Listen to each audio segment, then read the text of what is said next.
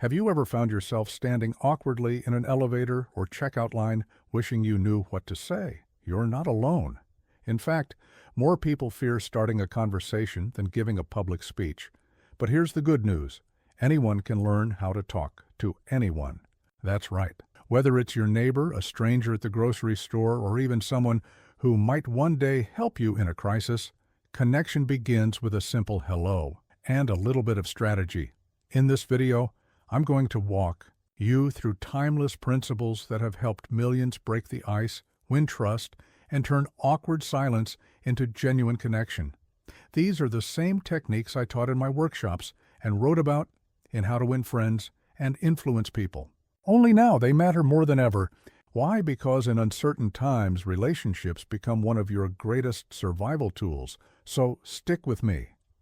I'll show you how a smile, a well-placed question, and a little preparation can turn you into someone who can talk to anyone, anytime, anywhere. And hey, if you want more real-world advice like this, make sure to hit that subscribe button. We're building a smarter, more prepared community, one conversation at a time. Picture this moment. Your heart pounds against your chest. Your palms grow damp. The words you want to say sit heavy on your tongue, but they won't come out. Someone stands just a few feet away. Maybe it's a potential friend, a business contact, or even someone who could help you in a crisis. But that invisible wall between you feels as solid as steel. I've seen this scene play out thousands of times in my years of teaching. This paralyzing fear of rejection, it's the silent enemy that keeps us isolated, trapped in our own minds. You're not alone in this struggle. In fact, research shows that social anxiety affects millions of people every single day, making it one of the most common psychological challenges we face as humans. Let me tell you about James, a young executive I worked with in 1933. He would rather walk up 20 flights of stairs than share an elevator with a stranger. The mere thought of starting a conversation left him physically ill. But James discovered something profound, something I'm about to share with you. His journey from paralyzed silence to confident connection mirrors the path that lies ahead for you. You see, fear of rejection isn't just about the moment of interaction. It's about the stories we tell ourselves. They won't want to talk to me. I'll say something foolish. They're too busy, too important, too different. These narratives become our prison walls, building higher and stronger with each passing day of silence. The longer we stay quiet, the more impossible it seems to speak. But here's what James learned. Every person you see, every single one, carries their own fears, their own desires to connect. They're waiting for someone to break through that barrier, someone just like you. In fact, the person you're afraid to approach is likely just as nervous about social interaction as you are. They're hoping someone will take that first step, extend that first hand of friendship. Think about this. In times of crisis, in moments of uncertainty, who survives and thrives? It's not the lone wolf. It's the person who can build bridges, create connections, form alliances. The ability to start a conversation isn't just a social skill, it's a survival skill. Throughout human history, our ability to form quick bonds and establish trust has been crucial to our survival. Today, in our increasingly isolated world, this skill is more valuable than ever. The fear you feel, it's not your enemy. It's your body preparing you for something important. That surge of adrenaline, it's the same energy that's helped humans overcome challenges for thousands of years. We're just going to redirect it. Think of it as fuel for connection rather than a barrier to it. Every great achiever, every social butterfly you admire, feels this same energy. They've just learned to channel it differently. I've taught these principles to people from all walks of life, from shy school teachers to hardened businessmen, from young students to elderly retirees looking to rebuild their social circles. And I've discovered one universal truth. The fear never completely disappears, but it transforms. It becomes excitement, anticipation, even eagerness for the possibilities that lie in each new connection. In the coming chapters, I'll show you exactly how to harness this energy. You'll learn specific techniques, proven strategies, and timeless principles that have helped millions break through their fear and create meaningful connections.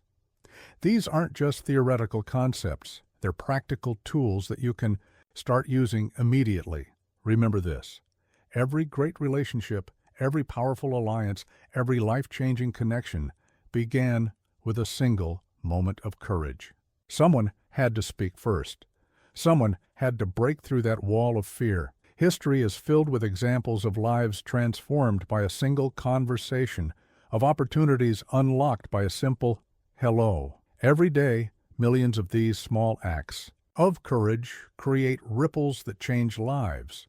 That someone can be you, not because you're fearless, but because you understand something most people don't. Fear of rejection is not a wall, it's a doorway, and I'm going to show you exactly how to walk through it. With each step, with each conversation, you'll build confidence. You'll discover that the world is far more welcoming than you imagined. The techniques I'm about to share aren't just theory. They're battle-tested, refined through decades of real-world application. They've worked for millions of people, and they will work for you. Because at our core, we humans are wired for connection. We just need to remember how to tap into that. Natural ability. Every person you see around you is a potential ally, friend, or partner in survival, if you know how to make that first contact. Are you ready to transform that fear into fuel for connection? To become someone who can start a conversation with anyone, anywhere, anytime? Then let's begin this journey together. The world is waiting for your voice, and in the chapters ahead, I'll show you exactly how to make it heard. Of all the tools we possess for making connections, none is more powerful than the simple act of smiling. It costs nothing. It requires no special training. Yet this singular expression has the power to transform not just how others see you, but how you experience the world yourself. Let me share something remarkable I've observed over decades of teaching. When two strangers meet, the first 3 seconds determine the tone of their entire relationship. And in those crucial moments, a genuine smile does more than any words ever could. It's a universal language that transcends cultures, ages, and social barriers. But here's what most people don't understand about smiling. It's not just about lifting the corners of your mouth. A true smile, what scientists call the Duchenne smile, involves your entire face, particularly your eyes. When I teach this in my seminars, I often demonstrate the difference. A fake smile stops at the lips. A genuine smile, the kind that builds instant trust, creates small wrinkles around your eyes, softens your entire expression, and literally changes the tone of your voice. Think about the last time someone smiled at you warmly. Really picture that moment. How did it make you feel? That sensation of warmth, of acceptance. It's not just emotional. Modern neuroscience has shown us something fascinating. When someone smiles at you, your brain releases dopamine, serotonin, and endorphins. These are the same chemicals that make you feel safe, happy, and connected. But here's where it gets even more interesting. Your brain can't actually tell the difference between a smile you choose to make and one that happens spontaneously. The mere act of smiling, even when you don't feel like it, triggers those same positive chemical reactions in your brain. This is why I often tell my students, don't wait until you feel happy to smile. Smile to feel happy. I remember working with a group of executives in Detroit during the height of the Great Depression. Times were incredibly tough, and people had forgotten how to smile. One participant, Margaret, told me she felt foolish smiling when there was so little to smile about. So I challenged her to conduct an experiment. For 1 week, she would smile at every person she encountered in the first 3 seconds of meeting them. The results were remarkable. Not only did people respond more positively to her, but she found herself feeling more optimistic, even in difficult situations. By the end of the week, she had made more meaningful connections than in the previous 3 months combined. It's like wearing a magnet, she told the class. People are just drawn to you. This brings us to a crucial point about survival and connection. In times of uncertainty or crisis, People naturally gravitate toward those who maintain a positive presence. A smile signals resilience. It communicates strength. It tells others that you have the emotional resources not just to manage your own challenges, but potentially to help with theirs as well. Consider this. Studies have shown that smiling makes you appear more competent, more trustworthy, and more approachable. In fact, research from Duke University discovered that we remember smiling faces better than neutral ones. When you smile at someone, you're not just creating a pleasant moment, you're making yourself memorable. But let me be clear about something. I'm not advocating for a constant, unnatural grin. That can appear insincere or even unsettling. What I'm talking about is developing what I call ready warmth, the ability to quickly shift into genuine, welcoming expression when you encounter others. Here's a practical exercise I've taught to thousands. Before you enter any social situation, take a moment to recall something that brings you joy. It could be a loved one's face, a favorite memory, or a future goal. Let that feeling light up. Your eyes, that's the foundation of your natural smile. The beauty of this technique is that it creates a feedback loop. When you smile genuinely, others naturally smile back. Their smile reinforces your positive state, which maintains your genuine expression. It's a self-sustaining cycle of connection. I've seen this principle work in the most challenging environments, from tense business negotiations to crowded refugee camps. A smile, when genuine and well-timed, can literally disarm hostility and open doors that seemed firmly closed. Remember this: every person you meet is carrying their own burdens, fighting their own battles. Your smile might be the only moment of warmth they experience that day. It might be the permission they need to lower their own defenses and connect. In the chapters ahead, we'll build on this foundation with specific techniques for different situations, but everything we discuss will be amplified by this first crucial skill. Your smile is more than an expression, it's an invitation to connect, to trust, to engage in the possibility of relationship. So let's start right now. As you read these words, let a genuine smile spread across your face. Feel the slight lift in your mood, the subtle shift in your posture. This is your most powerful tool for connection, and it's always with you, ready to transform any encounter into an opportunity for meaningful engagement. The most natural conversations often begin with the most obvious thing, your shared environment. It's a principle I've taught for decades, yet many people overlook it in their search for the perfect opening line. They forget that the best conversation starter is usually right in front of them. Think about where you are right now. Look around you. Every single element in your environment, the weather, the room you're in, the objects nearby, the situation that brought you there, is a potential bridge to connection. These aren't just convenient topics, they're shared experiences that instantly create common ground. I remember teaching this principle to a young banker in New York. He was brilliant with numbers, but struggled terribly with small talk. One day, he came to class beaming. "I finally did it," he said. "I spoke to that colleague I've been wanting to talk to for months." His secret? He'd simply commented on the new coffee machine in the break room. That small observation led to a 15-minute conversation about their favorite cafes in the city. This is what I call environmental awareness, the art of using your surroundings as natural conversation catalysts. It works because it's authentic, contextual, and completely non-threatening. When you comment on something you're both experiencing, you're not imposing yourself on the other person. You're simply acknowledging your shared reality. Let me show you how this works in different settings. In a grocery store, it might be as simple as commenting on an unusual fruit in the produce section. Have you ever tried dragon fruit?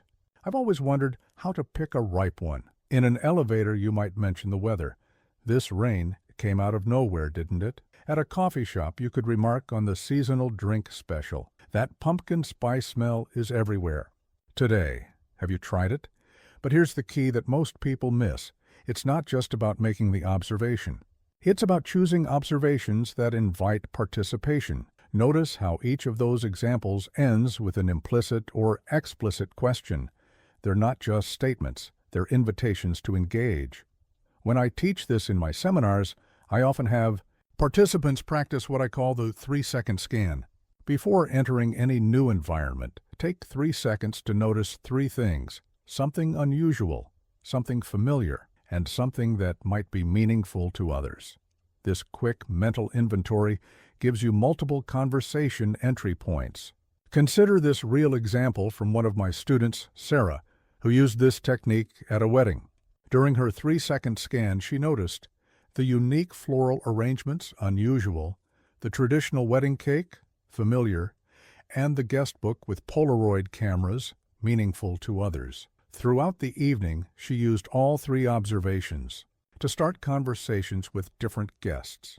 The Polaroid camera comment alone led to a fascinating discussion about photography with the bride's uncle, who turned out to be a professional photographer. Now, let me address a common concern. But what if my observation seems obvious or trivial? Remember this: the goal isn't to be brilliant or original. The goal is to acknowledge your shared experience in a way that makes others comfortable joining the conversation. Sometimes, the more obvious the observation, the more effective it is, because it's so easily relatable. Here is another powerful aspect of environmental conversation starters. They automatically give you something to look at or gesture toward, which reduces the intensity of direct eye contact. This can make the interaction feel more natural and less confrontational, especially for people who are nervous about social interactions. Let me share a technique I call the environmental story arc. Instead of just making a single observation, try to spot the narrative in your surroundings. In a long line at the store, comment on how it always seems busiest just before a holiday. At a farmer's market, mention how the produce selection changes with the seasons. These observations show you're paying attention to patterns, not just surface details. One of the most powerful aspects of environmental conversation starters is their versatility in different cultural contexts. When I taught these principles in Japan, I found that commenting on the environment was considered especially polite, because it didn't put direct pressure on the other person. In more direct cultures like New York or London, environmental observations still work, because they're neutral and non-invasive. Remember this fundamental truth: your environment is a shared experience waiting to become a shared conversation. Every detail, from the temperature of the room to the music playing in the background, is a potential connection point. These aren't just random observations. They're the beginning of bridges between you and others. In the next chapter, we'll build on this foundation by learning how to ask questions that naturally flow from these environmental observations. But for now, start practicing your awareness. Look around you. What do you see that others might also be experiencing? What story? Could you start with the simplest observation? The world around you is full of conversation starters. You just need to learn to see them. There is an art to asking questions that few people truly master. Most of us are so eager to share our own thoughts, experiences, and knowledge that we forget the most powerful tool in conversation: genuine curiosity. The right question, asked at the right moment, can unlock doors that 1,000 statements couldn't budge. I learned this lesson early in my career while working with a particularly successful salesman in Philadelphia. I asked him his secret, expecting some complex strategy. He smiled and said, "I just ask people about themselves, Dale. Then I listen like they're the only person in the world." This man had discovered what psychologists would later prove: people are more engaged by their own stories than by anyone else's facts. Let me introduce you to what I call the Ford method, a simple framework that will transform how you approach questions. F stands for family, O for occupation, R for recreation, and D for dreams. These 4 areas are universal, touch points of human experience, wells of endless conversation that never run dry. But here's the crucial distinction that most people miss. There's a world of difference between closed and open questions. A closed question, do you have any siblings, can be answered with a simple yes or no. An open question, what's it like growing up in your family, invites a story, a reflection, an emotional connection. I remember teaching this principle to a young woman named Patricia, who worked in banking. She was brilliant with numbers but struggled to connect with clients. One day she came to class transformed. I changed one question, she told us, and it changed everything. Instead of asking clients, would you like to discuss investment options? She began asking, what are your hopes for your family's financial future?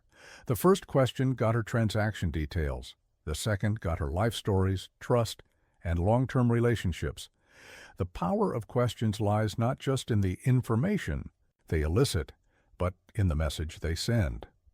When you ask thoughtful questions, you communicate three things simultaneously. I'm interested in you, I value your perspective, and I'm here to understand, not to judge. In a world where everyone is trying to be interesting, being interested is a superpower. Let me share a technique I call question threading. When someone gives you an answer, listen for the emotional undertone, the unexplored angle, the hint of a deeper story. Then ask your next question based on that thread. If someone mentions they recently moved, don't just ask where from. Ask what inspired the change. If they mention a hobby, don't just ask how long they've done it. Ask what draws them to it. Here's a real example from one of my seminars. A participant named Robert was practicing with another student, Maria. She mentioned she worked in accounting. Instead of the usual, how long have you been doing that? Robert asked, what first drew you to the world of numbers? This led to a fascinating story about Maria's grandmother, who had taught her to calculate odds at the racetrack, a family tradition that sparked her love of mathematics. But let me address a common fear. What if I ask the wrong question? Remember this, there are very few truly wrong questions if they come from a place of genuine interest. The key is to stay attuned to the other person's comfort level. If they give brief answers or seem reluctant to elaborate, shift to lighter topics. Think of questions as doors you're offering. The other person gets to choose which ones to walk through. I teach a simple progression I call the comfort ladder. Start with questions about the immediate environment or situation. These are safe, shared experiences. Then move to questions about activities and interests, things people generally enjoy discussing. Only then progress to more personal questions about hopes, dreams, or challenges. This natural escalation builds trust and allows the other person to set the pace. Here's another powerful technique, the echo question. When someone shares something interesting, simply repeat the key word or phrase with an inquiring tone. If someone says, work has been challenging lately, you might say, challenging? This elegant simplicity often elicits deeper reflection than a more complex question would. Let me share a caution, though. Questions are powerful tools, but like any tool, they must be used with care. Rapid-fire questions can feel like an interrogation. The goal is conversation, not cross-examination. After someone answers a question, take a moment to acknowledge their response, share a brief related thought, then ask your next question. Remember, the goal of asking questions isn't just to gather information, it's to build understanding and connection. The best questions come from genuine curiosity and a desire to understand the other person's perspective. When you ask questions this way, you're not just making conversation, you're creating opportunities for real human connection. In our next chapter, we'll explore how to give sincere compliments that deepen these connections. But for now, practice the art of asking. Listen not just for facts, but for feelings. Ask not just for information, but for insights. Because in every answer lies the seed of your next question, and in every question lies the potential for deeper understanding. When I teach people about the power of genuine compliments, I often begin with a warning. A false compliment is worse than no compliment at all. This statement usually surprises my students. In a world where flattery has become a social currency, The art of genuine appreciation has been largely forgotten. But there's a world of difference between empty flattery and a sincere compliment that creates real connection. Let me share a story from my early days of teaching. A young executive named Thomas approached me after a seminar, frustrated with his attempts to build relationships with clients. "I keep complimenting them," he said, "but it feels mechanical, and they seem to pull away." When I asked him to demonstrate, he rattled off generic praise about appearances and achievements. The problem was immediately clear. He was trying to flatter rather than truly appreciate. Here's what I taught Thomas and what I'm about to teach you. The power of a compliment lies not in the words themselves, but in the observation and genuine appreciation behind them. A meaningful compliment shows that you've noticed something specific about a person, something they've chosen, achieved, or put effort into. Think about the last time someone gave you a compliment that truly touched you. I bet it wasn't, "You look nice today." More likely, it was something specific. "I notice you always take time to help new team members get oriented." Or, "The way you handled that difficult situation showed real patience and wisdom." These compliments work because they recognize choices and character, not just surface qualities. Let me introduce you to what I call the 3 levels of compliments. Level 1 is surface observation, commenting on something immediately visible like clothing or appearance. Level 2 is action, appreciation, noticing and acknowledging something someone has done. Level 3 is character recognition, identifying and praising qualities that someone has cultivated over time. Each level has its place, but the deeper you go, the more meaningful the connection becomes. A Level 1 compliment might open a door, but Level 2 and 3 compliments build lasting bridges. Here's a practical example from one of my students, Sarah, who worked in retail. Instead of the standard, "That's a nice outfit," to her customers, she started noticing and commenting on their choices. "I love how you've paired those bold colors. It shows real creativity." Or, "The way you've accessorized that classic piece makes it completely unique." Her sales increased, but more importantly, she started building genuine relationships with regular customers who felt truly seen and appreciated. But here's the key that most people miss. A great compliment should be followed by a question that allows the other person to share more about what you've noticed. If you compliment someone's garden, ask what inspired their plant choices. If you praise their presentation skills, ask how they developed such clarity in their communication. This transforms a simple compliment into an invitation for deeper connection. I call this the compliment question bridge. It works because it shows that your appreciation is genuine. You're not just paying lip service, you're actually interested in learning more. This technique also gives the other person a natural way to respond beyond a simple "thank you." Consider this real interaction from one of my workshops. Michael, a shy accountant, complimented his colleague on her problem-solving skills. "I noticed how you found a creative solution to that budget issue last week." Then he added, "What made you think of that approach?" This led to a fascinating discussion about innovation in financial planning, all because he followed his specific observation with genuine curiosity. But let me address a common concern. What if my compliment sounds awkward or forced? The answer lies in preparation and practice. I teach my students to develop what I call appreciation awareness. Throughout your day, make mental notes of things you genuinely admire or respect about others. This creates a reservoir of authentic observations you can draw from naturally in conversation. Here's another powerful technique: the delayed compliment. Sometimes the most meaningful praise comes days or even weeks after you've noticed something. "I've been thinking about how you handled that difficult client last month. Your patience really set an example for the whole team." This shows that their actions made a lasting impression. Remember this fundamental truth: everyone you meet is fighting some kind of battle, pursuing some kind of dream, or working on some kind of goal. Your genuine recognition of their efforts, achievements, or qualities might be the encouragement they desperately need that day. In our next chapter, we'll explore the art of active listening, but for now, start practicing the art of genuine appreciation. Look for the specific, the meaningful, the chosen, because a well-crafted compliment isn't just about making someone feel good. It's about creating a moment of genuine human connection. Most people don't listen with the intent to understand. They listen with the intent to reply. This simple observation has transformed more conversations than perhaps any other principle I've taught. In a world where everyone is competing to be heard, the ability to truly listen has become a rare and precious skill. Let me share a story that illustrates this perfectly.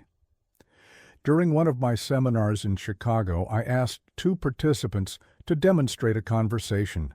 The first speaker began, sharing a personal story about their grandfather's watch. I noticed the second participant's body language. Slight fidgeting, eyes occasionally darting away, the telltale signs of someone mentally rehearsing what they would say next. When the first speaker finished, the second immediately launched into their own story about watches, completely missing the emotional core of what had just been shared. A story about family legacy and lost connections. This is what I call waiting to talk syndrome, and it's epidemic in our society, but true listening, active listening, is something entirely different. It's not passive, it's not silent, it's an engaged, dynamic process that creates genuine connection. Here's what most people don't understand about listening. It involves your whole body, not just your ears. When I teach active listening, I break it down into what I call the 3 levels of engagement. Level 1 is physical attention. Your body is oriented toward the speaker. Your posture is open. Your eyes are focused. Level 2 is verbal acknowledgement, small encouragements like, "I see," or "Tell me more," that show you're tracking with them. Level 3 is emotional resonance, recognizing and reflecting the feelings behind their words. I worked with a senior executive named Richard who prided himself on being a good listener. But his team felt differently. When we analyzed his listening style, we discovered why. He maintained eye contact and nodded appropriately, level 1 engagement. But he rarely offered verbal acknowledgement, and he never reflected the emotional content of what was being shared. His listening was technically present, but emotionally absent. Let me teach you a technique I call the mirror and window. When someone speaks, imagine their words as both a mirror reflecting their emotional state and a window into their perspective. Your role is to acknowledge both. If someone says, "This project is overwhelming me," don't jump straight to solutions. Instead, mirror their emotion. "That sounds really stressful." Then look through the window. Help me understand what's making it feel overwhelming. Here's another powerful tool, the pause, process, respond method. Most people immediately fill any silence in conversation, but master listeners know the power of the pause. When someone finishes speaking, take a breath. Let their words land. Process not just what they said, but how they said it. Then respond thoughtfully. This simple technique prevents the common mistake of hijacking conversations with premature responses. Consider this example from one of my workshops. Jennifer, a sales manager, was practicing active listening with a colleague who was describing challenges with a client. Instead of immediately offering solutions, she practiced the pause, process, respond method. In that moment of pause, she realized her colleague wasn't looking for fixes. They needed validation of their frustration. Her response, "It sounds like you're feeling caught between the client's expectations and what's realistically possible," created an instant, deeper connection. But let me address a common concern. Won't I seem slow or unengaged if I take time to process? Actually, the opposite is true. Quick responses often signal that you're reacting to words rather than understanding meaning. Thoughtful pauses show respect for what's being shared and demonstrate that you're truly processing their message. Active listening also involves what I call emotional bookmarking. When someone shares something significant, a challenge, a hope, a fear, make a mental note. Being able to refer back to these moments later in the conversation shows that you're not just hearing words, you're creating understanding. Here's a practical exercise I give my students. In your next conversation, focus on identifying the emotion behind every third sentence the other person speaks. Are they excited, concerned, proud, uncertain? This practice develops your emotional listening muscles and helps you tune into the subtler frequencies of communication. Remember this fundamental truth. Every conversation has two levels: the content level, the words being spoken, and the relationship level, the emotions being shared. Most people focus entirely on content, but master listeners dance between both levels, creating deeper understanding and stronger connections. In our next chapter, we'll explore how your body language can enhance or undermine your listening presence. But for now, start practicing true active listening. Don't just hear words. Seek to understand the human being behind them, because when someone feels truly heard, they also feel truly valued, and that's where real connection begins. Your body speaks volumes before you ever say a word. In fact, research shows that people form up to 90% of their initial impression of you in the first 4 seconds of seeing you, before you've even opened your mouth. This isn't just about first impressions. It's about the continuous conversation your body is having with everyone around you. Let me share a powerful lesson I learned early in my career. I was teaching a workshop in Detroit when I noticed 2 participants having a remarkable silent exchange. One man's open posture and gentle eye contact immediately drew others toward him, while another's crossed arms and a downward gaze created an invisible barrier that people unconsciously avoided. Neither had spoken a word, yet both had communicated volumes about their approachability. What most people don't understand about body language is that it's not just about sending signals. It's about creating an emotional atmosphere. Think of your body as a radio transmitter constantly broadcasting on an emotional frequency. The question isn't whether you're broadcasting, it's what signal you're sending. I call this concept the 3 circles of presence. The first circle is your personal space, how you hold yourself. The second circle is your interaction space, how you position yourself relative to others. The third circle is your environmental space, how you move through and occupy the wider environment. Mastery of all 3 creates what I call complete presence. Let me introduce you to what I call the power of open. In my seminars, I often demonstrate this with a simple exercise. I ask participants to first cross their arms, legs, and even scrunch their shoulders forward, creating what I call a closed circuit. Then I have them gradually open their posture, uncrossing limbs, opening their chest, relaxing their shoulders. The transformation in the room's energy is immediate and palpable. Consider this example from one of my students, Marcus, a brilliant engineer who struggled with networking events. His natural stance was arms crossed, shoulders hunched over his phone, classic defensive posture. We worked on what I call approachable power stance. Feet planted shoulder width apart, arms relaxed at sides, shoulders back, chin level. Within weeks, he reported that people were initiating conversations with him for the first time in his career. But here's the crucial point most people miss. Your body language isn't just sending signals to others, it's sending signals to your own brain. When you adopt confident, open postures, your body releases hormones that actually make you feel more confident. This is what I call the biochemical feedback loop of body language. Let me teach you a technique I call the triangle of engagement. When speaking with someone, imagine a triangle between your eyes and the center of your chest. Keep your body language contained within this triangle, gestures, head movements, even breathing. This creates a focused, intentional presence that draws others in without overwhelming them. Here's another powerful tool: mirroring, but not the obvious kind that feels like mimicry.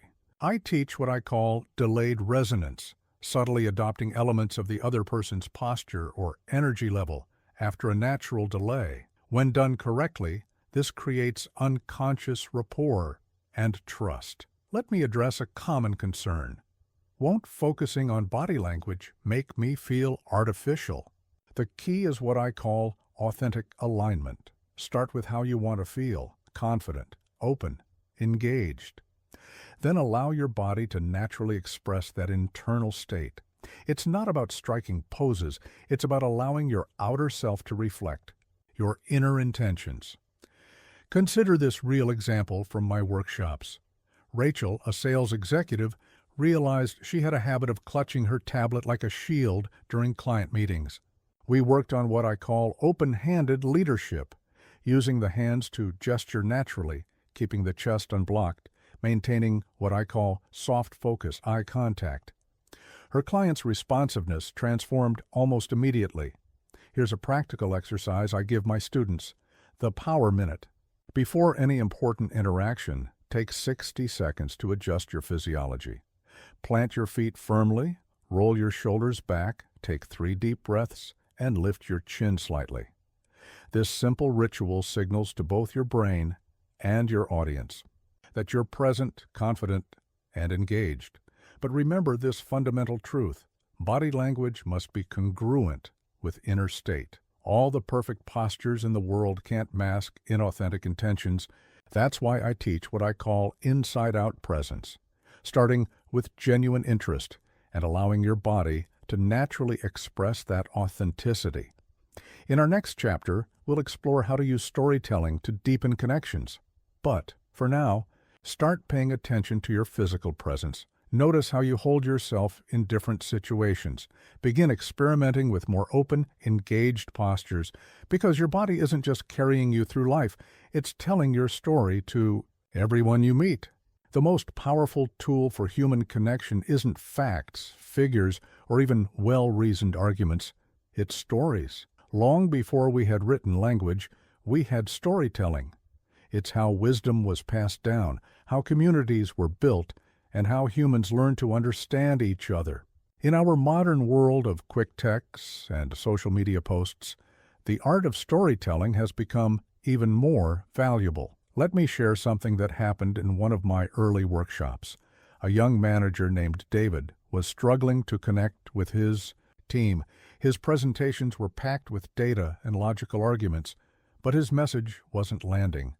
Then I taught him what I call the story bridge technique. Instead of opening his next team meeting with statistics, he shared a brief story about his first job and a mentor who believed in him. The energy in the room transformed instantly. His team leaned in, engaged, and for the first time, truly connected with his message. Here's what most people don't understand about storytelling. It's not about entertainment. It's about creating shared experience. When you tell a story well, you're not just transferring information, you're inviting others to walk alongside you, to see through your eyes, to feel what you felt. This is what I call experiential empathy. I teach what I call the 4 elements of connection stories. First is vulnerability, showing that you too have struggled or made mistakes. Second is transformation, demonstrating how challenge led to growth. Third is universality, touching on emotions and experiences everyone can relate to. Fourth is relevance, clearly linking the story to the present moment or lesson. Consider this example from my seminars. Sarah, a sales representative, was having trouble building trust with new clients. Her pitches were professional but impersonal. We worked on developing what I call her journey story, not about her successes, but about the moment she realized why her work mattered. She shared how her grandmother had been taken advantage of by an unethical financial advisor, and how that experience drove her commitment to honest, client-focused service. Her sales conversations transformed from transactions into trust-building opportunities. But here's the key that most people miss. Storytelling isn't just about the words you choose, It's about the emotional journey you create. I teach what I call the emotional arc method. Every effective story should move through 3 phases: connection, where you meet your audience where they are; contrast, where you introduce tension or challenge; and resolution, where you deliver insight or understanding. Let me share a technique I call story anchoring. Instead of trying to memorize every detail, focus on 3 vivid moments in your story, what I call anchor points. For Sarah's story, her anchors were sitting at her grandmother's kitchen table, discovering the financial deception, and the moment she decided to become a different kind of advisor. These emotional touchstones help you tell the story naturally and authentically every time. Here's another powerful tool, the universal bridge. When sharing a personal story, always include a moment where you explicitly connect your experience to your audience's reality. I imagine you've felt something similar when, or perhaps you've been in a situation where, these bridges transform your personal story into shared experience. But let me address a common concern. What if I don't have any interesting stories to tell? The truth is, everyone has stories worth sharing. The key is not the grandness of the events, but the universality of the emotions involved. I teach what I call everyday epic storytelling, finding the meaningful moments in ordinary experiences. Consider this real example from my workshops. Michael, an IT professional, thought his daily work was too technical for storytelling.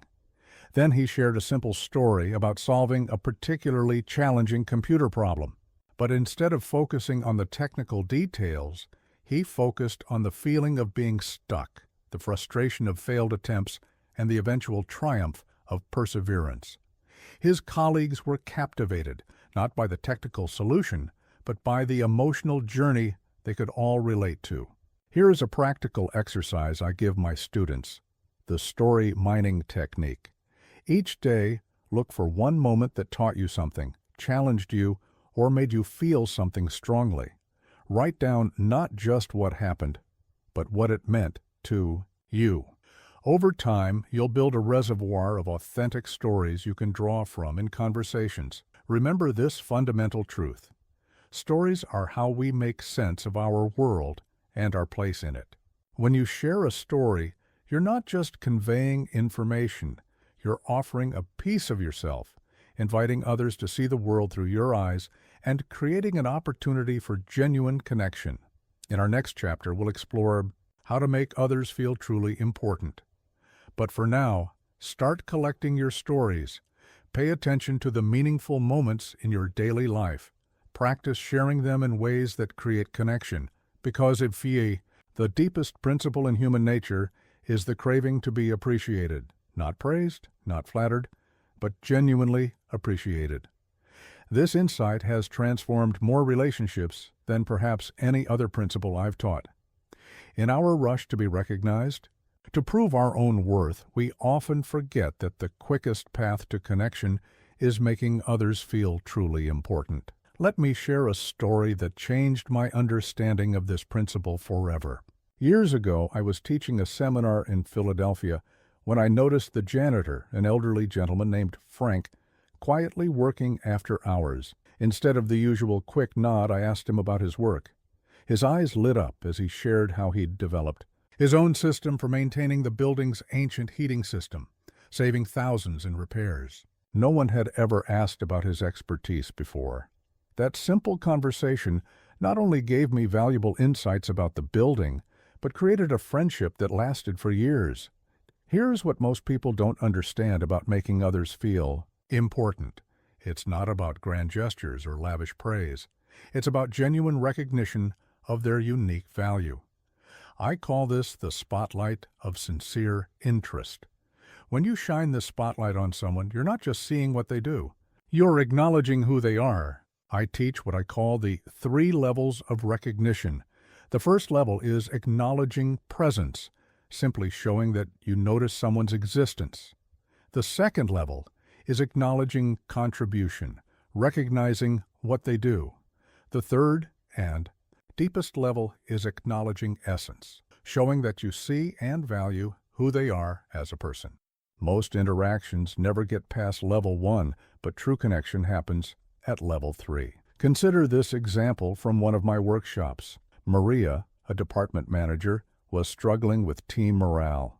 She diligently praised good work, but something was missing. We worked on what I call essence recognition.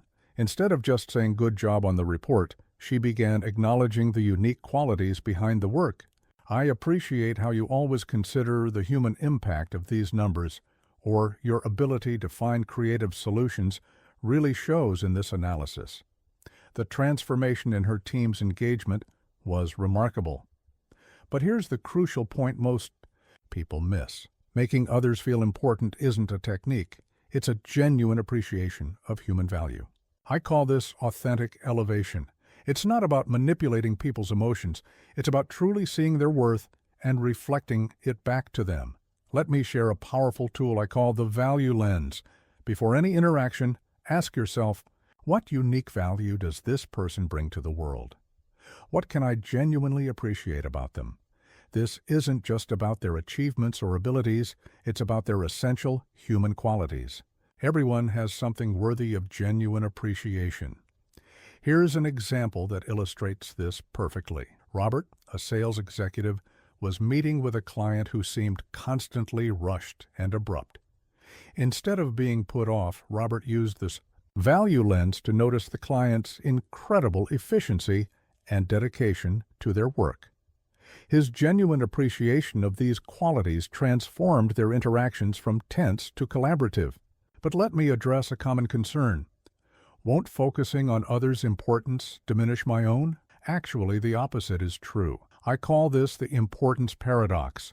The more you help others feel important, the more significant your own presence becomes in their lives. You become the mirror that reflects their value back to them. Consider this real-world example. Jennifer, a new team leader, was intimidated by her more experienced colleagues.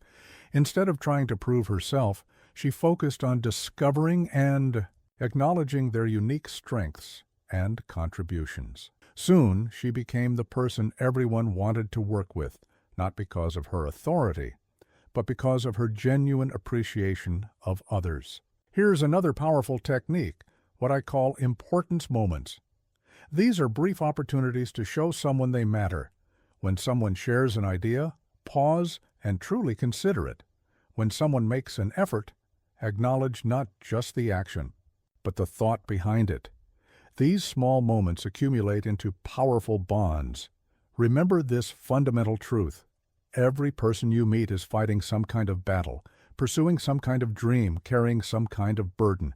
When you make them feel truly important, not through flattery but through genuine recognition, you become more than just another person in their life. You become a source of strength and validation. Let me teach you what I call the 3-touch rule. In any interaction, find 3 specific things you can genuinely appreciate about the other person. Not superficial qualities, but real values, efforts, or characteristics. This creates a fuller, more authentic appreciation that people can feel is real. Here's a practical exercise I give my students, the Importance Journal. Each day, write down 1 genuine quality you appreciated in someone you interacted with. Over time, you'll develop what I call your appreciation muscles, the ability to naturally see and acknowledge the value in others. In our next chapter, we'll explore proven conversation starters that always work. But for now, start practicing this fundamental principle. Look for the unique value in each person you meet. Share your genuine appreciation. Because when you make others feel truly important, you don't just create conversations, you create connections that matter. There is a common myth that some people are just naturals at starting conversations. The truth is, starting conversations is a skill, one that can be learned, practiced, and mastered. What seems like natural talent is often just the confident application of proven principles that work in any situation with any audience. Let me share a revelation I had while teaching a workshop in Chicago. A participant named James A brilliant scientist confessed that he'd rather give a presentation to 1,000 people than start a conversation with one stranger. "I never know what to say," he admitted. Then I taught him what I call the universal entry points, conversation starters that work because they tap into fundamental human experiences and interests.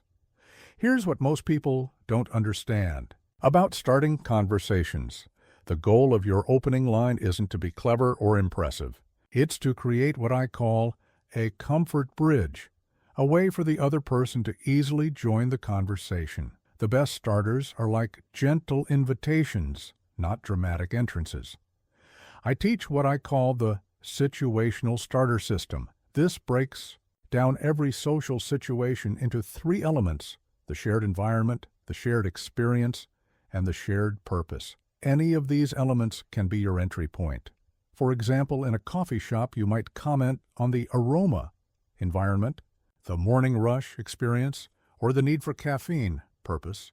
Consider this real example from one of my students, Lisa, a marketing executive who struggled with networking events. Instead of trying to craft the perfect opening line, she learned to use what I call context openers at a conference rather. Then launching into her pitch, she'd simply observe, "These keynote sessions always give me so much to think about. What's been your favorite insight so far?" The response rate was remarkable because she was starting from shared experience. But here's the key that most people miss. Different situations call for different types of starters. I teach the location matrix, a simple guide for choosing the right approach. In professional settings, lead with shared goals or challenges. In social settings, start with shared observations or experiences. In public spaces, begin with environmental comments that anyone could relate to. Let me share a technique I call the AAA opener. It stands for acknowledge, appreciate. Ask first. Acknowledge something in your shared situation. Then express genuine appreciation for some aspect of it. Finally, ask a question that invites participation. For example, at a neighborhood event, "This community garden is amazing." Acknowledge. "The variety of plants is incredible." Appreciate. "Have you been growing anything this season?" Ask. Here's another powerful tool, the bridge question. These are questions that naturally lead to deeper conversation while giving the other person complete control over how much they want to share. Instead of, "What do you do?" try, "What's keeping you busy these days?" Instead of, "Are you from here?" ask, "What brought you to this area?" These questions open doors without pushing people through them. But let me address a common fear. What if they don't want to talk? Remember this, you're not responsible for the other person's response, only for the sincerity of your approach. I teach what I call the 2-try rule. Make 2 genuine attempts at engagement. If you don't get a positive response, gracefully move on. This removes the pressure and keeps you from seeming pushy. Consider this example from my workshops. Michael, an introvert, was terrified of bothering people. We worked on what I call permission-based openers, conversation starters that implicitly give the other person space to engage or not. Looks like you know your way around this menu. Any recommendations? This approach respects boundaries while opening possibilities. Here's a practical tool I call the environment scanner. Before entering any social situation, take 30 seconds to notice 3 things: something unusual, something familiar, and something that might be meaningful to others. These observations become your conversation starter inventory, ready to use when needed. Remember this fundamental truth. Most people are hoping someone else will break the ice. When you start a conversation skillfully, you're not imposing, you're providing a welcome service. I call this the social relief principle. By taking that first step, you're often helping others who want to connect but don't know how. Let me teach you the complement to question technique. Start with a specific, genuine observation about something the person has chosen or achieved, then follow with a curious question about it. That's a fascinating book choice. What drew you to that author? This works because it combines appreciation with genuine interest. Here's a daily exercise I give my students: the starter collection. Each day, write down one conversation starter that worked well, or one you wish you'd used. Over time, you'll build a personal repository of openers that feel natural to you and work in your everyday situations. In our next chapter, we'll explore how to quickly find common ground with anyone. But for now, start practicing these proven conversation starters. Remember, the goal isn't to be perfect, it's to be genuine and inviting, because every great connection begins with someone brave enough to say the first word. The ability to find common ground quickly isn't just a social skill, it's a survival skill. In times of uncertainty or crisis, the person who can rapidly build bridges of understanding often becomes the natural leader, the trusted ally, the one others turn to. This principle has proven true whether I'm teaching executives in boardrooms or helping people navigate challenging times. Let me share a powerful lesson I learned while teaching a workshop in Detroit during the height of the auto industry crisis. Two participants, a union representative and a management executive, had been adversaries for years. But within minutes of using what I call the common ground protocol, they discovered they both had fathers who worked the assembly line, both coached Little League, and both stayed awake at night worrying about their people's futures. Their entire dynamic shifted in one conversation. Here's what most people don't understand about finding common ground. It's not about discovering identical experiences. It's about identifying shared emotions and values. I call this the universal connection points principle. Even people with vastly different lives share common hopes, fears, and fundamental human experiences. I teach what I call the 3 circles of commonality. The first circle is surface commonalities, shared experiences or situations. The second circle is value commonalities, shared beliefs or priorities. The third and deepest circle is emotional commonalities, shared feelings or reactions to life. The deeper you go, the stronger the connection becomes. Consider this. Example from my seminars. Rachel, a young tech entrepreneur, was struggling to connect with older clients. We worked on what I call value bridge building. Instead of focusing on age differences, she learned to explore shared values like quality, reliability, and trust. When she said, "I believe technology should make life simpler, not more complicated," her older clients would nod in recognition. She had found their common ground.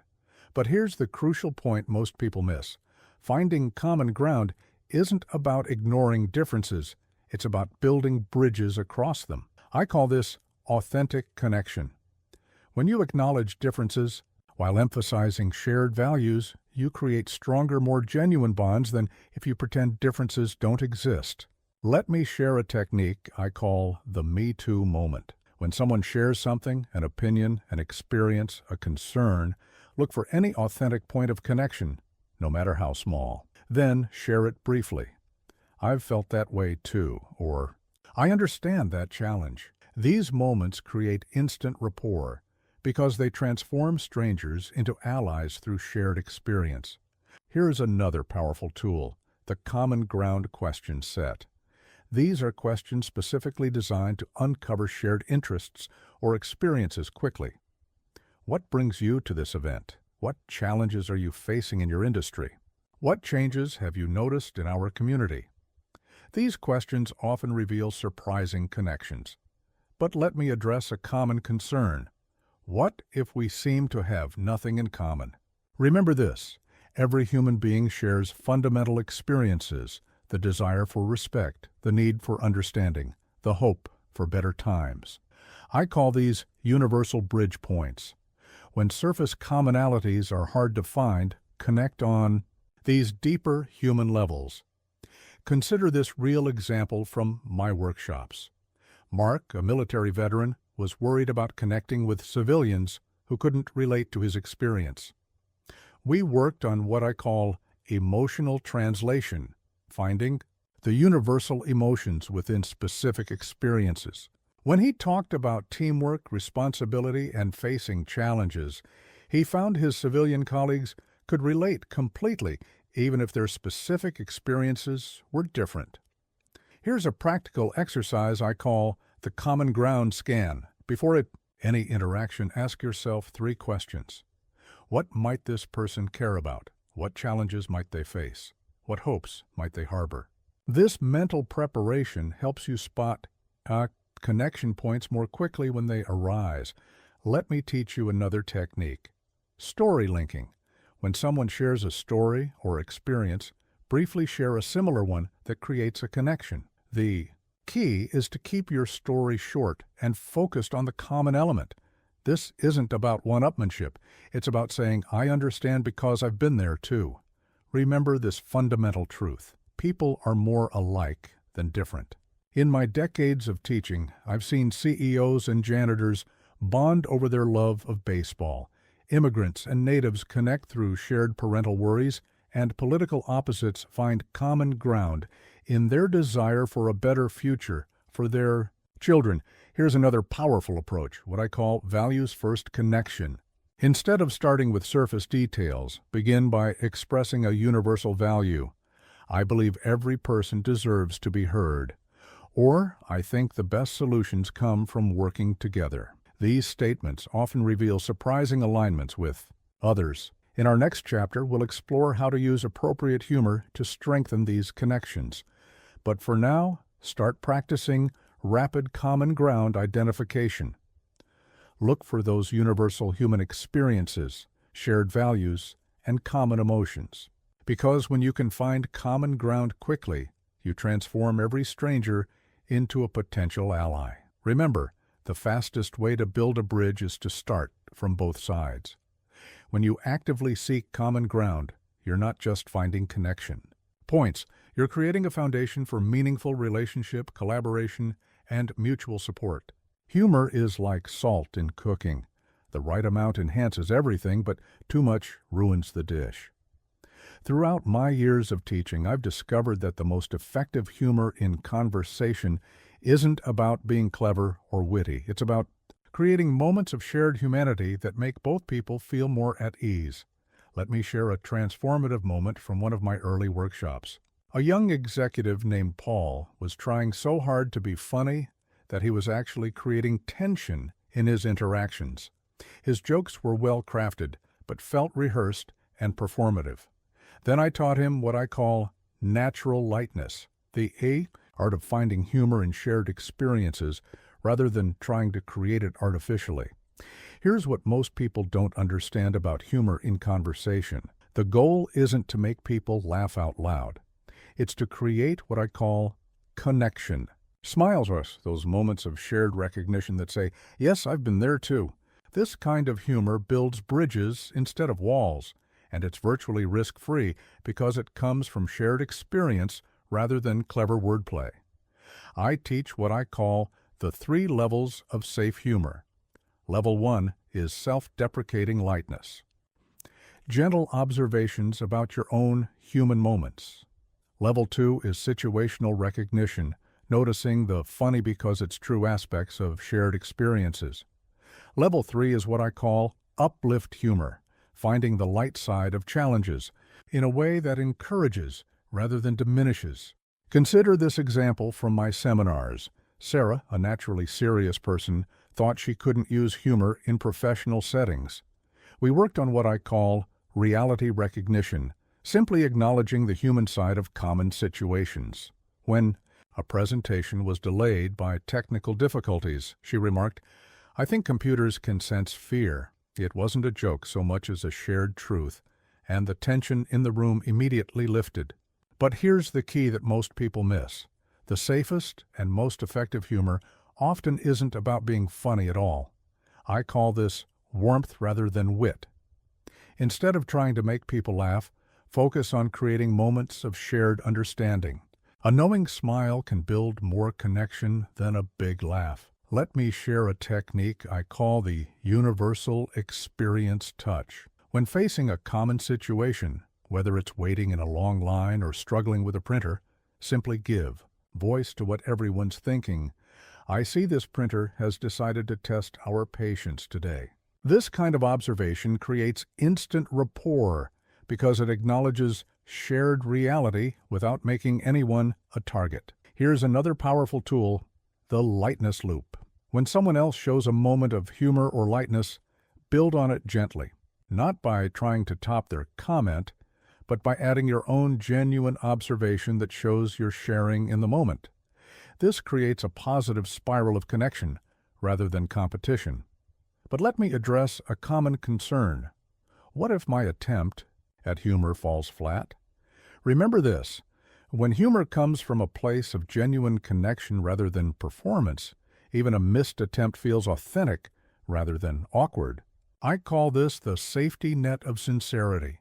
If your intention is to connect rather than impress, people respond to that intention even if the execution isn't perfect. Consider this real example from my workshops. Michael, an IT professional, was terrified of using humor because he'd had some attempts backfire. We worked on what I call tech truth humor, simply acknowledging the universal experiences in his field. I'm convinced that turn it off and on again works because computers need naps too. His colleagues appreciated these moments because they came from shared experience rather than forced jokes. Here's a practical exercise I call the humanity collector. Each day, notice one slightly amusing thing about the human experience. The way everyone in an elevator stares at the numbers, how people dance around saying goodbye at the end of calls, how we all pretend not to notice when we're walking. The same way as a stranger. These observations become your reservoir of safe, relatable humor. Remember this fundamental truth. The best conversation humor isn't about jokes, it's about recognition. When you help people see the gentle absurdity in everyday experiences, you create connection through shared humanity rather than clever commentary. Let me teach you the echo and add technique. When someone shares a light moment, echo their observation and add a small related insight. If someone comments on the complex coffee ordering process, you might add, "Yes, I think we need a degree in barista linguistics just to get our morning coffee." This builds on their observation without trying to overshadow it. Here's another powerful approach, what I call perspective shift humor. Instead of making light of a situation, reframe it in a gently amusing way. When stuck in traffic, well, at least we're all building patience together. This kind of humor acknowledges challenges while creating a sense of shared experience rather than individual frustration. In our next chapter, we'll explore how to navigate awkward silences. But for now, start practicing these principles of safe humor. Remember, you're not trying to be a comedian. You're creating moments of shared recognition and human connection. Because the best humor in conversation isn't about getting laughs. It's about building bridges of understanding with a smile. Silence in conversation is like a rest in music. It's not a mistake. It's part of the composition. Yet few things create more anxiety in social interactions than those moments when conversation seems to stall. What most people don't realize is that these awkward silences can be transformed from moments of tension into opportunities for deeper connection. Let me share a powerful lesson I learned while teaching a workshop in Boston. 2 participants were practicing conversation skills when they hit what seemed like an uncomfortable silence. Instead of rushing to fill it, I asked them to simply notice what they were feeling. What emerged was fascinating. Both admitted they were more worried about the other person's comfort than their own. This revelation led to what I now call the shared comfort principle. Most people in a silence are actually concerned about each other. Here's what most people don't understand about conversational silences. Not every pause needs to be filled. I teach what I call the 3 types of silence. There's processing silence, when someone needs time to think or feel. There's transition silence, when one topic has naturally ended and another hasn't yet begun. And there's connection silence, those moments of shared understanding that don't need words. Consider this example from my seminars. Rachel, a sales executive, was terrified of silences with clients. She would fill every pause with more information, actually overwhelming her prospects. We worked on what I call silence confidence, the ability to sit comfortably in a pause, allowing others time to process and respond. Her sales conversations became more effective when she learned to embrace these moments of quiet. I teach what I call the reset question technique. When a conversation hits a natural lull, instead of forcing continuation of the previous topic, use a gentle transition you mentioned earlier, or I'm curious about. These questions aren't about filling silence, they're about bridging to deeper engagement. But here's the crucial point most people miss. The way you handle silence often communicates more than words. I call this silent presence, maintaining relaxed, open body language and genuine attention during pauses. This sends a powerful message. I'm here, I'm engaged, and I'm comfortable with this moment. Let me share a tool I call the 3-second rule. When a silence occurs, give it 3 full seconds before deciding if it needs to be broken. This brief pause serves multiple purposes. It shows respect for the previous topic, allows for processing time, and often leads to more thoughtful responses. Count silently. 1, 1,000, 2, 1,000, 3, 1,000. You'll be amazed at how often the other person will fill the silence with something meaningful. Here's another powerful technique. Topic banking. Throughout the conversation, mentally note potential topics of interest that were mentioned but not fully explored. These become your natural bridges when you need to transition from a silence. It's not about changing the subject, it's about deepening the conversation by returning to something that deserves more attention. But let me address a common concern. What if the silence goes on too long? Remember this: authenticity always trumps artificial conversation. I teach what I call the honest approach. Sometimes simply acknowledging the moment with warmth and humor can reset everything. I'm trying to decide whether this is a comfortable silence or if we should rescue each other. Consider this real example from my workshops. Michael, an introvert, feared silences so much he would avoid conversations entirely. We worked on what I call quiet confidence, understanding that his comfort with silence could actually be a strength. He learned to use these moments to observe, think, and form more meaningful responses. His colleagues began to value his thoughtful contributions precisely because they came from these reflected moments. Here's a practical exercise I call silence mapping. In your next few conversations, notice where silences naturally occur. Are they after big revelations, during decision points, when switching topics? Understanding these patterns helps you anticipate and navigate them more skillfully. Let me teach you the bridge statement technique. These are gentle phrases that acknowledge the current moment while opening the door to continued conversation. That's really interesting to think about, or it reminds me of. These statements honor the previous topic while creating space for new directions. Remember this fundamental truth: the quality of a conversation isn't measured by how quickly you can fill silences, but by how meaningfully you can use them. In my decades of teaching, I've noticed that the most powerful connections often emerge from moments when people are comfortable enough with each other to share silence. Here's another valuable approach, what I call reflective echoing.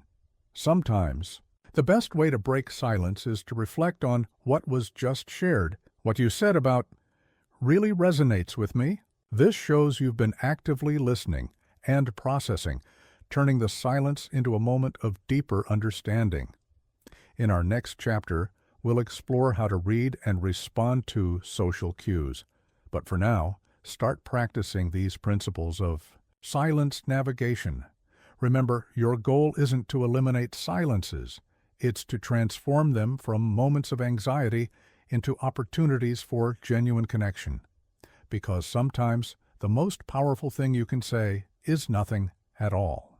Knowing when not to start a conversation is just as important as knowing how to start one.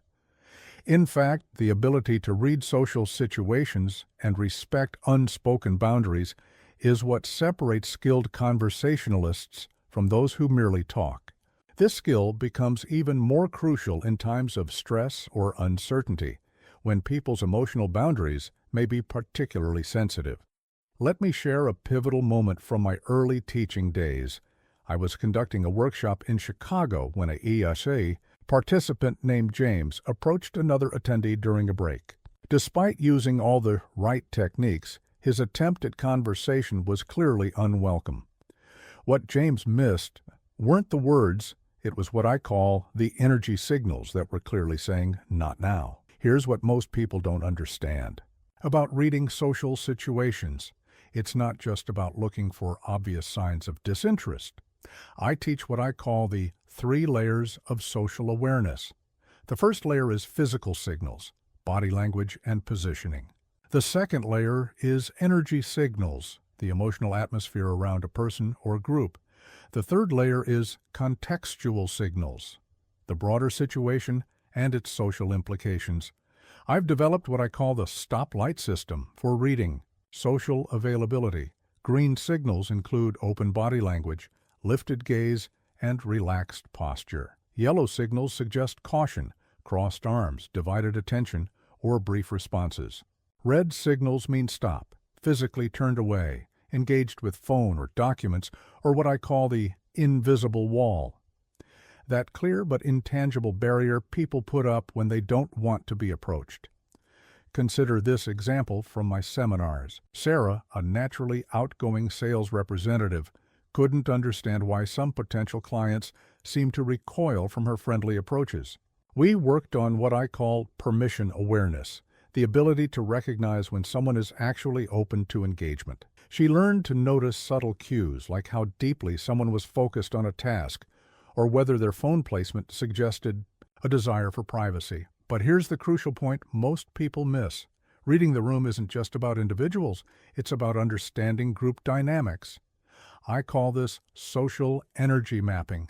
Is this a focused work environment where conversation would be intrusive? Is this a social setting where people have formed natural groups? Is this a situation where people are processing emotional or stressful information? Let me share a technique I call the 3-second scan. Before approaching anyone, take 3 seconds to observe their current activity level. Are they busy or free? Their emotional state? Are they stressed or relaxed? And their social situation? Are they alone by choice or circumstance? This quick assessment can prevent countless awkward moments. Here's another powerful tool, the context compass. This helps you navigate 4 key questions. Is this the right time? Is this the right place? Is this the right person? Is this the right situation? If any of these elements feels off, it's usually better to wait for a more appropriate moment.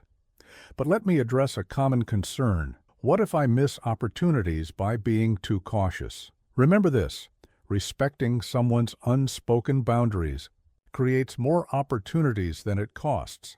I call this the future access principle.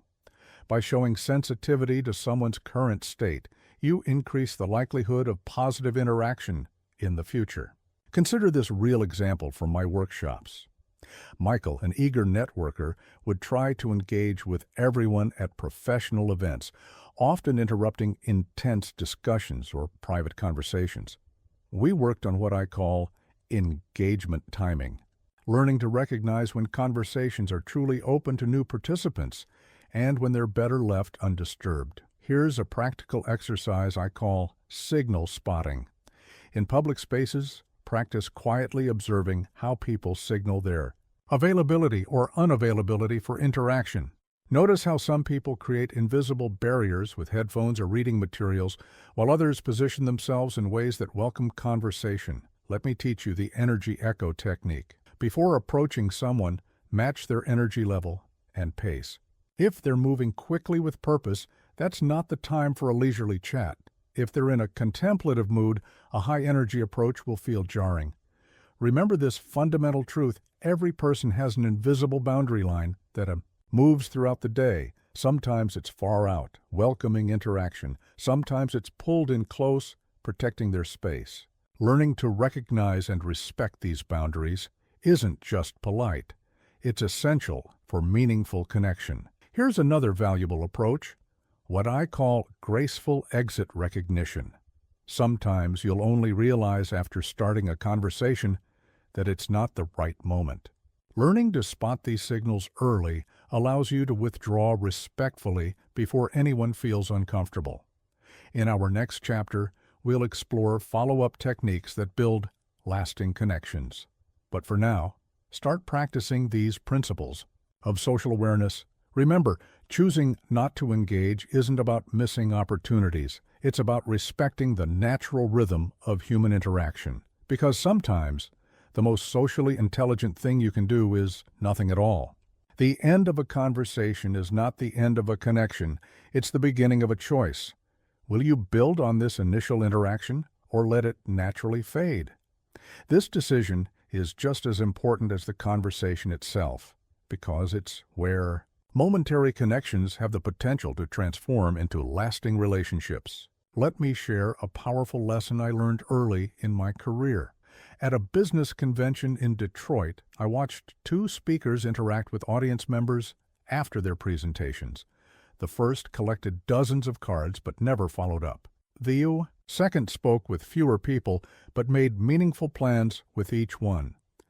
A year later, the second speaker had built a thriving network, while the first wondered why his stack of cards never turned into real connections. Here's what most people don't understand about follow-up. It's not about pursuing every connection. It's about recognizing and nurturing the ones with genuine potential. I teach what I call the connection clarity scale.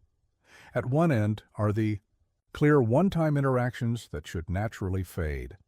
At the other are the obvious matches that deserve immediate follow-up. The skill lies in handling the middle ground thoughtfully. I've developed what I call the three-type framework for categorizing connections. First are circumstantial connections, pleasant interactions meant for that moment only. Second are potential connections, interactions with clear mutual interest but no immediate need. Third are priority connections, interactions where both parties would benefit from ongoing contact. Each type requires a different follow-up strategy. Consider this example from my seminars.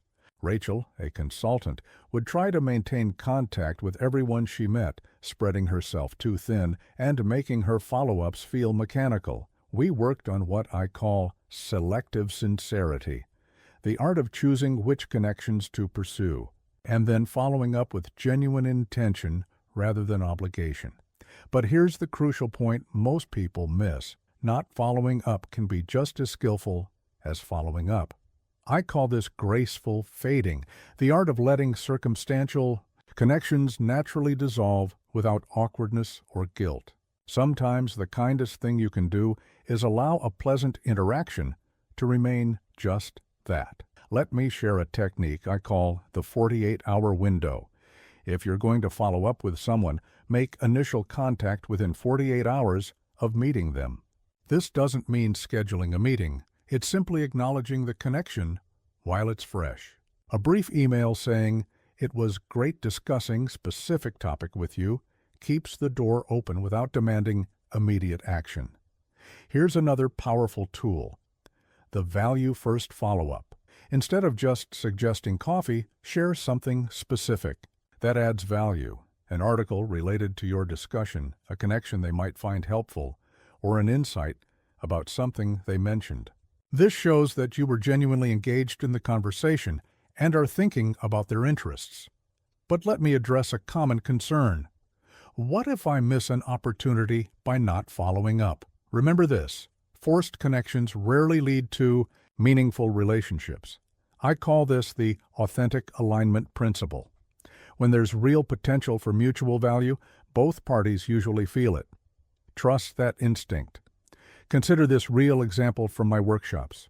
Michael, a sales professional, was frustrated that his follow-ups weren't leading to relationships.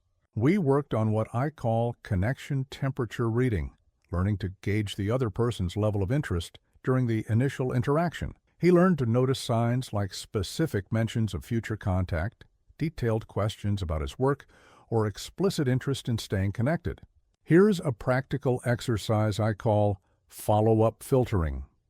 After each networking event or social gathering, wait 24 hours. Then write down which connections you still feel energized about. These are usually the ones worth pursuing. If you have to remind yourself about an interaction, it might be better to let it fade naturally. Let me teach you the 3-touch system for following up. The first touch is immediate, a quick thank you or acknowledgement within 48 hours. The second touch is value-added, sharing something relevant within 2 weeks. The third touch is invitation, suggesting a specific way to continue this connection. If there's no reciprocal energy by this point, gracefully let it go. Remember this fundamental truth. Every professional relationship that exists today started with a first follow-up, but equally true is that every strong network is built on carefully chosen connections, not indiscriminately maintained ones. Quality always trumps quantity in relationship building.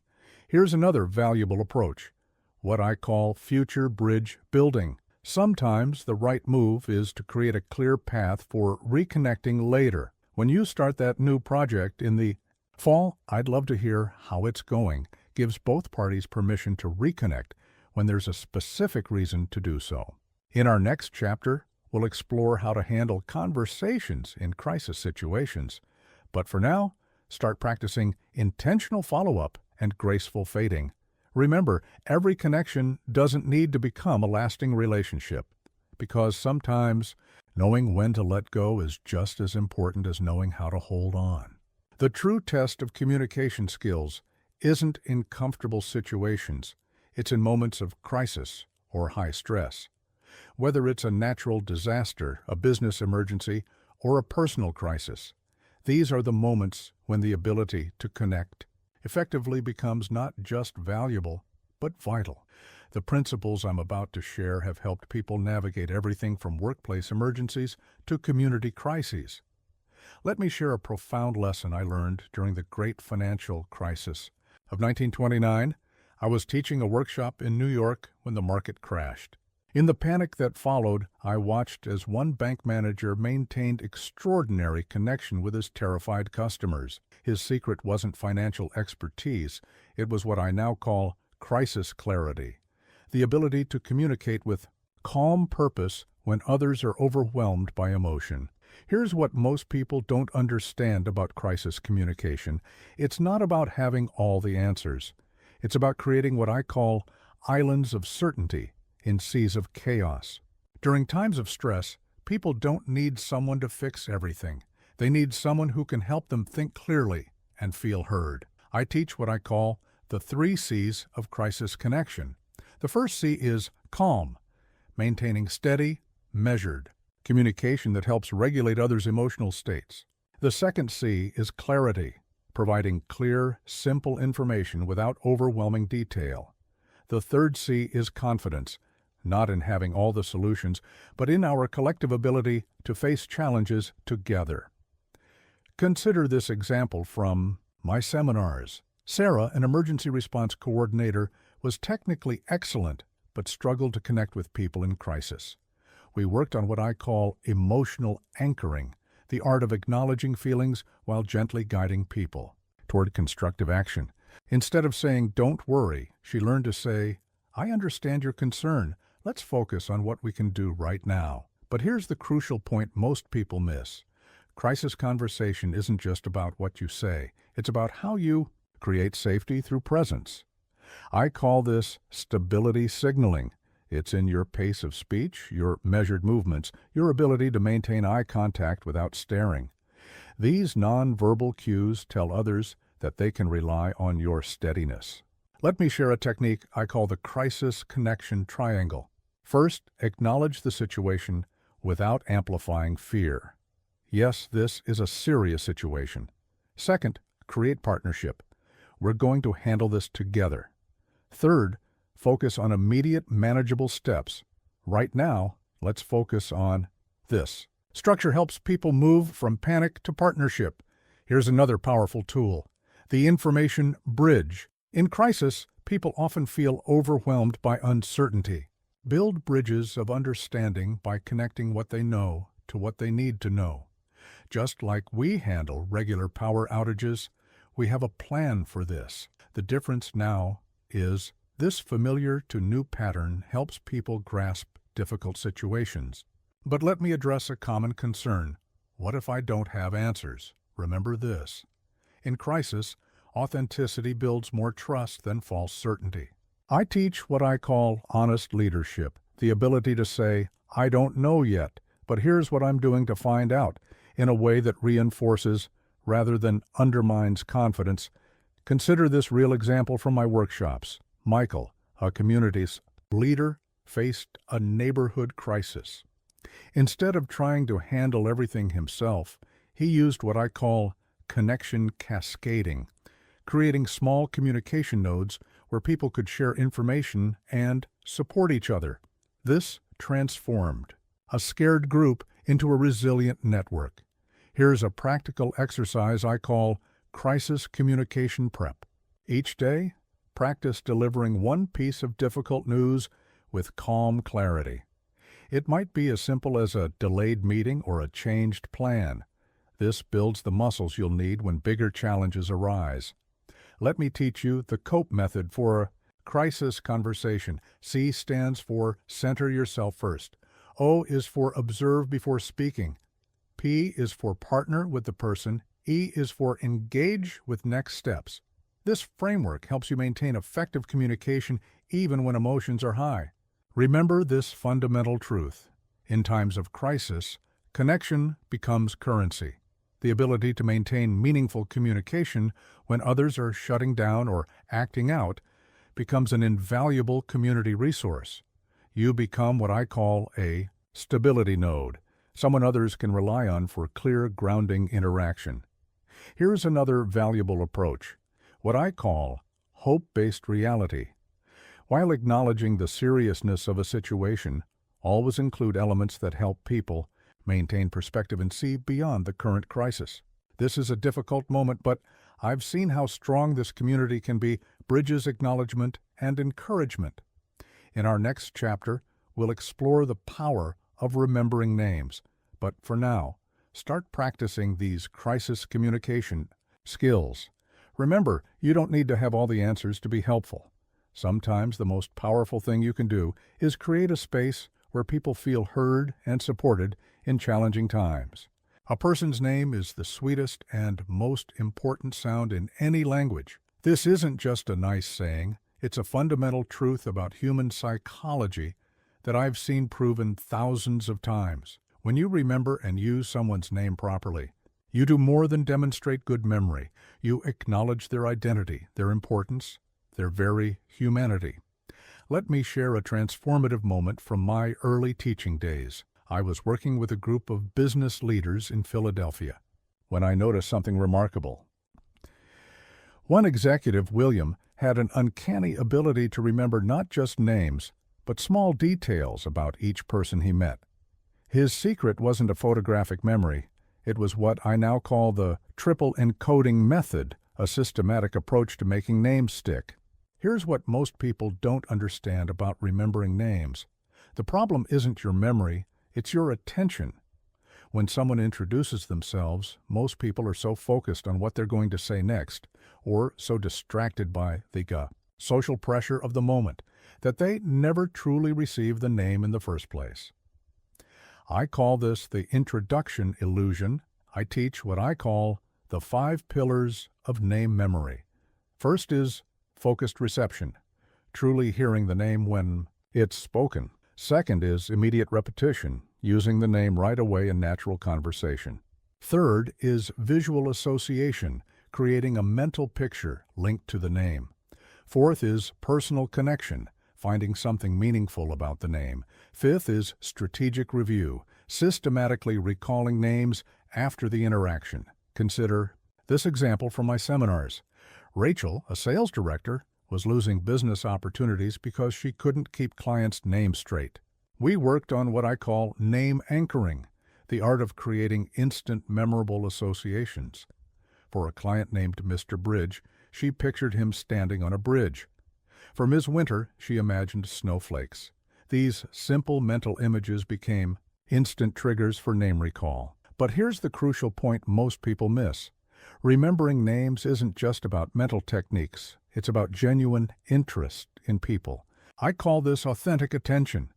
When you're truly interested in someone, their name becomes part of their story, not just a label to memorize. The best name rememberers are often the best people connectors. Let me share a technique I call the name rhythm method. When you hear a name, create a silent rhythm or tune with it in your mind. Elizabeth Johnson has a musical quality. This engages a different part of your brain, making the name more memorable. I've seen people remember entire rooms of names. Using this approach, here's another powerful tool, the 3-time rule. Use a person's name naturally 3 times in your first conversation with them, not artificially. Thanks, Bob. Hey, Bob. Goodbye, Bob. But in genuine, natural ways throughout the interaction. This helps cement both the name and your connection with the person. But let me address a common concern. What if I forget a name? Remember this. Honesty with grace always works better than pretense. I teach what I call the graceful recovery.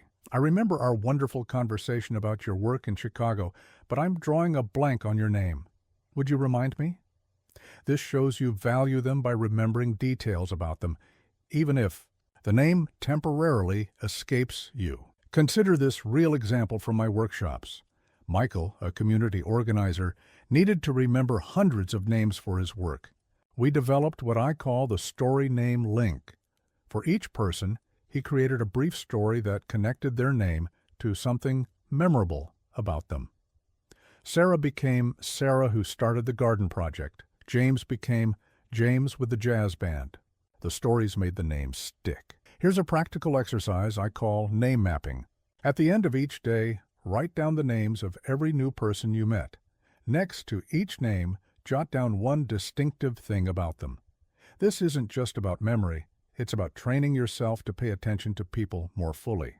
Let me teach you the pronunciation priority technique. If someone's name is unfamiliar, make learning the correct pronunciation your first priority. Ask them to say it again, repeat it back, and get it right.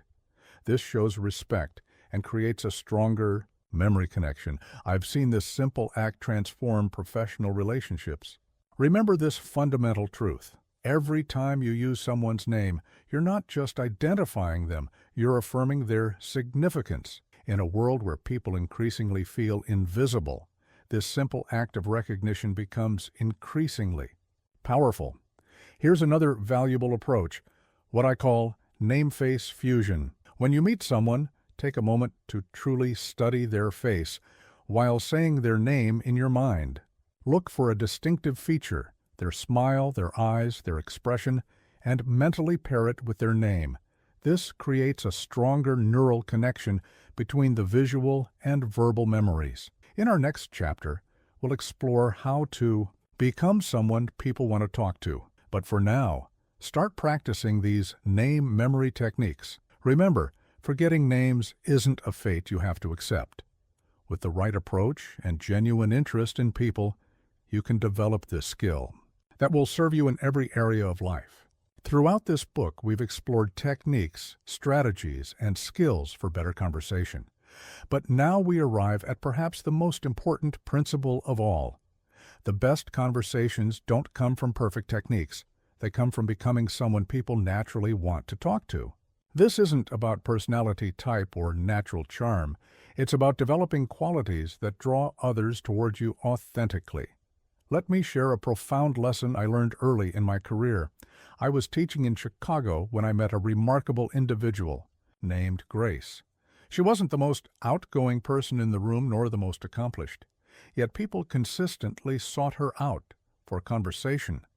Her secret wasn't in what she did. It was in who she was. She had developed what I now call magnetic presence, the ability to attract genuine connection through authentic character. Here's what most people don't understand about being approachable. It's not about being the most interesting person in the room. It's about being the most interested. I teach what I call the 3 pillars of personal magnetism. First is genuine curiosity, a real interest in understanding others. Second is emotional stability, being a steady, calming presence. Third is value creation, consistently finding ways to enrich others' lives through interaction. I've developed what I call the inner circle method. For developing these qualities, picture 3 concentric circles. The innermost circle is self-awareness, understanding your own thoughts and emotions. The middle circle is other awareness, being attuned to those around you. The outer circle is situation awareness, understanding the broader context. When these 3 awarenesses align, you become naturally magnetic to others. Consider this example from my seminars. Thomas, a brilliant engineer, had all the technical knowledge anyone could want, but people avoided lengthy conversations with him. We worked on what I call conversational generosity, the art of making others feel enriched by their interactions with you. This didn't mean giving advice or showing expertise. It meant creating space for others to discover their own insights through dialogue. But here's the crucial point most people miss. Being someone people want to talk to isn't about being endlessly agreeable. I call this the authentic edge principle. People are drawn to those who have clear values and boundaries, who can disagree respectfully, who bring their full selves to every interaction. It's about being real, not just being nice. Let me share a technique I call value-based presence. Before any social situation, remind yourself of your core values, perhaps integrity, curiosity, or compassion. Let these values guide your interactions naturally. When you're grounded in your values, you don't need to think about techniques.